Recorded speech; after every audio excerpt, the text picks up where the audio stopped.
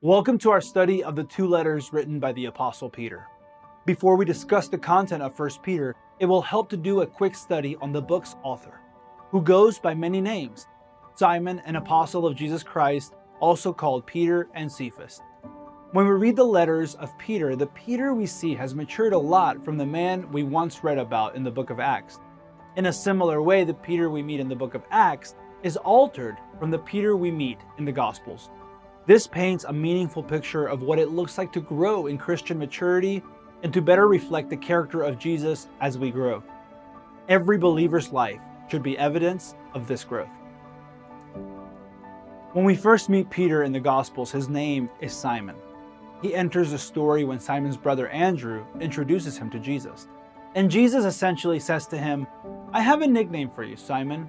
I'm going to call you Cephas," which is the Aramaic name for the Greek name Peter. It is important to recognize that both of these new names mean a stone or a rock, implying stability. Ironically, if there is anything that characterizes the life of Simon, it is instability.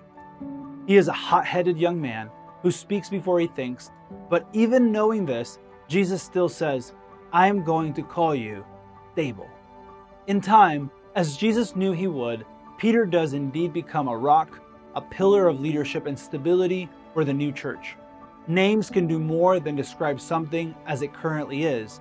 They can be an inspiration, a call to future goodness. One of the great things about the Peter we meet in the Gospels is that he is so human and so relatable. Peter is always telling the Lord what to do, which seems rather silly, but it is honest and it fills the Gospels with fascinating dialogues between Jesus and Peter. These conversations set up many learning opportunities for the reader.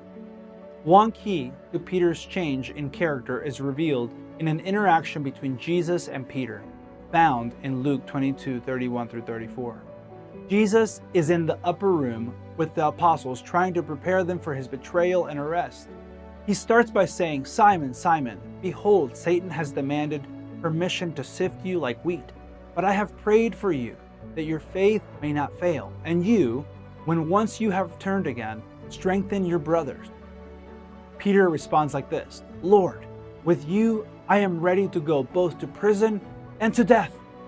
But Jesus knows better and responds, "I say to you, Peter, the rooster will not crow today until you have denied 3 times that you know me." It is so intriguing that we see Jesus using the phrase "turned again" in this passage, meaning converted. In his second sermon in Acts 3:19, it doesn't seem like an accident that Peter also says, "Repent and return, so that your sins may be wiped away." Jesus sees this conversation in Luke and Peter's betrayal as transformative for Peter. Jesus knows that in his betrayal, Simon will see himself clearly, probably for the first time, and it will change him into the rock that Jesus keeps calling him. Peter himself had to turn and repent, and it is that humbled and transformed Peter who can strengthen his brothers and who can encourage even us today. Peter has 3 lessons to learn and many insights to gain in order to be fully converted into what God wants him to be. First, Peter learns that he is nobody. From the time Peter meets Jesus until he denies him 3 times and goes out into the darkness to weep bitterly, Peter is learning that he is nobody. Luke tells us that at the very instant that Peter denies the Lord the 3rd time, a few things happen. The rooster crows, Jesus is being brought out of the judgment hall, and the eyes of Peter and Jesus meet. Jesus is covered in blood and cuts from being brutally beaten, and he has a crown of thorns on his head. Peter's denial dies on his lips as he looks into the swollen eyes of his Savior and friend. Immediately overcome by what he had done, he goes out into the darkness and weeps. And yet, something beautiful comes from this difficult scene. Jesus forgives Peter and restores him. Peter is a better man for having seen his true self. But imagine what must go through his heart for the rest of his life whenever he hears a rooster crow. And keep in mind, living in an agricultural world, Peter likely hears roosters crow every single day. It must be a constant painful reminder of what he is without Jesus. Though painful, it is also a beautiful reminder that Jesus made him whole. just as he can do for us.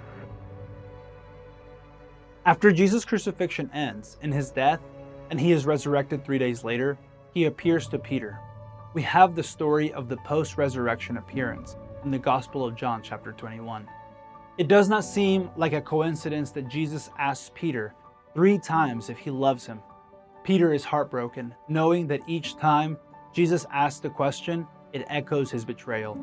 Even so, Peter answers every time with some version of, "Yes, Lord, you know that I love you." It is at this point that Peter learns another important lesson. Jesus, in great grace, tells Peter at each confession of love that he's going to use him for good in his kingdom. He replies to Peter's confessions of love by saying, "Tend my lambs, then shepherd my sheep, and finally, tend my sheep." Here, Peter learns that even though he has failed, he is still, through Jesus, qualified to shepherd the people of Christ. Peter learns that he is only somebody because of Jesus' touch on his life. The Lord is saying to Peter, "I want somebody like you, who knows what it is to fail, to go and feed my sheep."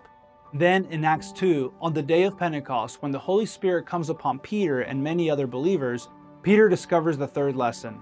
He comes to know in a powerful way that what he cannot do, Jesus can do in him. By recognizing he is no one without Jesus, his perspective has totally changed. It is no longer about what we as humans want. It is about what Jesus wants. When we believe that we are in Christ and that Christ is in us, God can do mighty and wonderful things through us. So we have Gospel Peter, who is devoted but is quick to speak and likes to challenge Jesus. Then we have Acts Peter, who is the rock, the faithful leader that Jesus knew he would become. Then, as we read the epistles, we meet the third Peter, Epistle Peter. This is Peter as an old man, filled with the wisdom that he is a nobody who can be used by God in mighty ways. Peter writes his first biblical letter from Rome, where he will eventually be executed by being crucified upside down. Tradition tells us that Peter did not think he was worthy to die in the same way as Jesus, so he asked them to flip the cross over. Peter references Rome in his first letter, saying in 5:13, "She, who is in Babylon, chosen together with you, sends you greetings." Peter's letter was meant to be passed around the churches to all over Asia Minor, which is modern-day Turkey.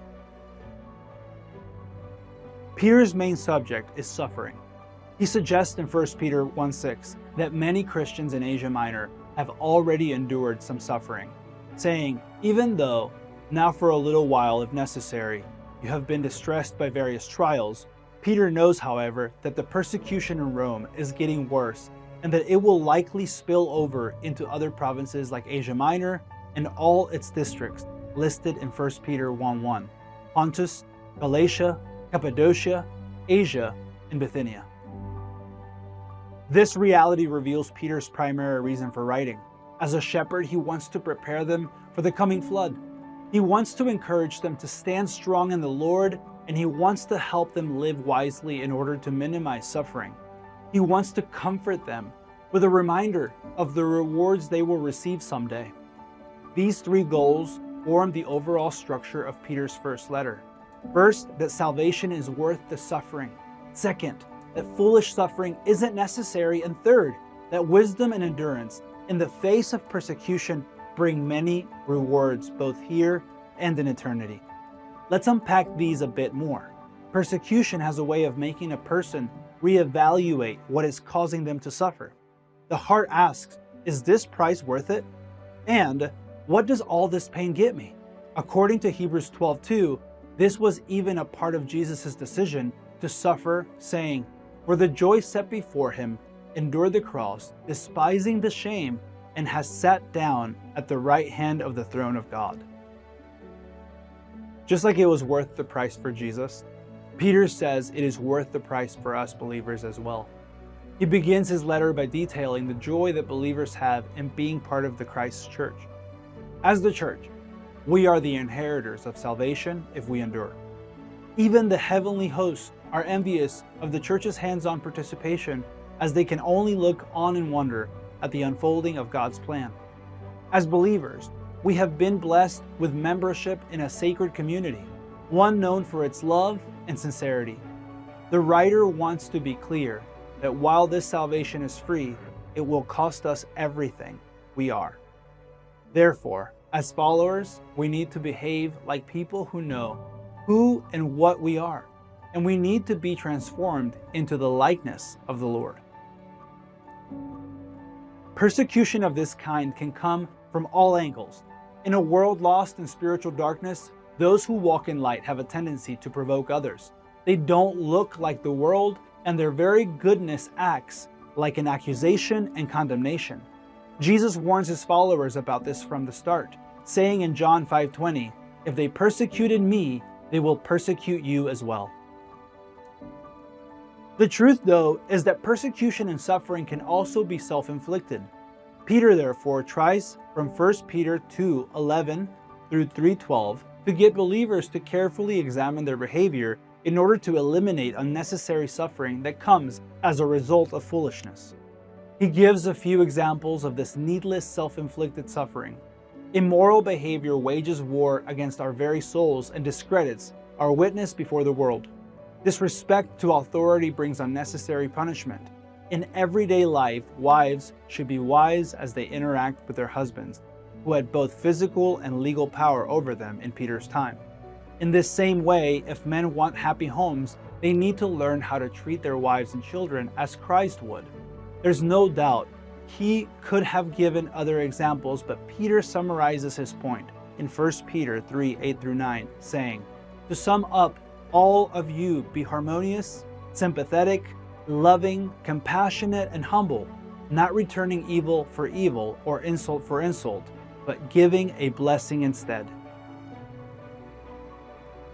Once Peter has explained the joy on the other side of suffering and cleared away issues of unnecessary suffering, he focuses on how to stay strong in the face of unjust suffering. He makes this transition in 1 Peter 3:13 through 14, saying, "And who is there to harm you if you prove zealous for what is good? But even if you should suffer for the sake of righteousness, you are blessed. And do not fear their intimidation, and do not be in dread." Peter goes on in this chapter to use Jesus and Noah as examples to follow when persecution rises. Jesus saves many lives through his sacrifice, and Noah saves the human race through his obedience. Both are righteous men who do God's good work, even as they endure suffering. Peter then takes the reader through what it looks like to have a spiritually vibrant life in Christian community, no matter what threatens them in this dark world.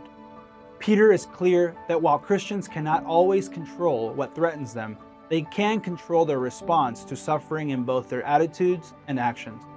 This message is for everyone, even leaders. We must all strive to create a spiritual community which can remain a light, even in dark places. Peter ends his letter with the same charge that we will end with today. It is a call to endure in the joyful mission to which our Lord has called us. 1 Peter 5:12 says, "I have written to you briefly, exhorting and testifying that this is the true grace of God. Stand firm in it,